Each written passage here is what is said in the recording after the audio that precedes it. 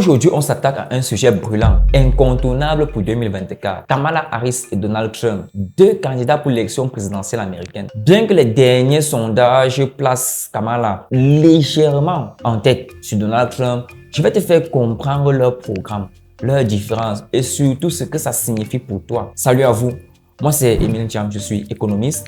Bienvenue sur Vitrine Panafricaine, la chaîne qui analyse en profondeur les enjeux de ce monde et particulièrement pour vous, citoyens et peuples américains. Entre l'économie, l'immigration, les droits civiques, la santé et même la politique étrangère, prépare-toi donc à découvrir ce que chacun propose pour mieux saisir les enjeux de cette élection historique. Contexte et importance des élections 2024. Avant de plonger dans les détails des programmes, un petit rappel est nécessaire. L'élection de 2024 est absolument déterminante pour l'avenir des États-Unis, mais aussi pour le monde entier. Avec une économie mondiale sous tension, les défis environnementaux qui prennent de plus en plus de place et les crises géopolitiques comme la guerre en Ukraine, chaque décision compte dès à présent. Kamala Harris, première femme vice-présidente, représentant des démocrates, se pose comme la candidate progressiste du changement, tandis que Donald Trump, ancien président, revient avec les idées fermes et conservatrices, promettant un retour à une Amérique plus traditionnelle. Économie et pouvoir d'achat, deux visions opposées. L'économie, c'est souvent le point numéro 1 pour les électeurs. Et pour cause, l'inflation a grimpé jusqu'à 20% sous Joe Biden. Kamala Harris veut prendre des mesures radicales contre les pratiques anticoncurrentielles des grandes surfaces. Elle accuse ces géants d'augmenter les prix artificiellement et veut augmenter le salaire minimum. Des mesures qui pourraient alléger la pression sur les ménages. En plus de cela, elle prévoit des crédits d'impôts ciblés, particulièrement pour les familles avec des enfants. Et là, Trump intervient en mode moins de règles, plus de liberté.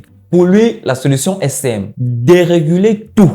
Il veut baisser les taxes, augmenter les droits de douane sur les produits importés et laisser le marché rester rééquilibré de lui-même. En gros, il fait confiance au système libéral pour résorber l'inflation. On peut dire que Trump nous fait du chrome. Fallait s'y attendre. Avec une vision fondamentalement libérale, l'homme d'affaires devenu grand homme politique aujourd'hui a toujours opté pour un libéralisme économique. C'est une bataille entre deux visions. L'une où l'État intervient directement pour protéger les consommateurs et les plus modestes, et l'autre où l'État préfère mettre en œuvre un certain nombre de moyens et laisser le marché s'auto-réguler pour retrouver un certain équilibre. Évoquons dès à présent un autre point, logement et soutien aux entreprises. Le logement est un enjeu majeur, surtout avec la crise actuelle qui touche l'Amérique. Kamala Harris propose des mesures concrètes pour améliorer l'accès au logement. Elle veut simplifier les réglementations pour encourager la construction de logements abordables et offrir une aide de 25 000 $ aux primo-accédants. Trump, quant à lui, fait ce qu'il sait faire de mieux du Trump. Il reste fidèle à lui-même, considère que si on dérégule et relocalise les industries, les prix de l'immobilier baisseront naturellement. Il préfère la solution indirecte, réduire l'inflation et le reste suivra selon lui. Évoluons avec la question de l'immigration maintenant. L'immigration, une question cruciale. L'immigration est sans doute le sujet le plus controversé de cette élection. Kamala Harris parle de réforme. Elle veut créer une voie vers la citoyenneté pour les immigrants, renforcer la sécurité des frontières sans pour autant tomber dans la rhétorique anti-immigration. Et de l'autre côté, on a Donald Trump qui revient avec ses propositions choc. Rétablir le Muslim Ban, qui est un ensemble de décrets qu'il avait signé pour interdire l'accès aux États-Unis de la part de quelques pays musulmans en majorité, intensifier les expulsions et renforcer les ressources pour l'ISCE, une commission qui est chargée de contrôle des immigrations aux États-Unis. La question est donc claire. Entre l'ouverture et la fermeture, l'intégration et l'expulsion, les électeurs devront choisir la direction à suivre. Nous sommes déjà au milieu de notre analyse. Il nous reste moins de la moitié des points à évoquer. Parlons maintenant du droit civique et de la justice. Quand il s'agit des droits civiques, Harris ne mâche pas ses mots. Elle défend les droits des minorités et s'engage à restaurer le droit reproductif après l'annulation du Roe v. Wade. Et elle veut interdire la discrimination à l'encontre des personnes LGBT+, que ce soit dans l'emploi, l'éducation ou alors le logement. Trump lui met en avant la liberté religieuse. Il défend le droit des commerçants à refuser les services à des personnes LGBT+, pour des raisons religieuses. Et il veut que les parents aient plus de contrôle, plus de regard sur les contenus enseignés à leurs enfants à l'école. en rejetant des concepts comme les théories critiques de la race, par exemple, et bien d'autres. Maintenant, évoluons et intéressons-nous à la santé et la politique étrangère. Sur la santé, Kamala Harris veut plafonner le prix de l'insuline et augmenter les ressources de Medicaid.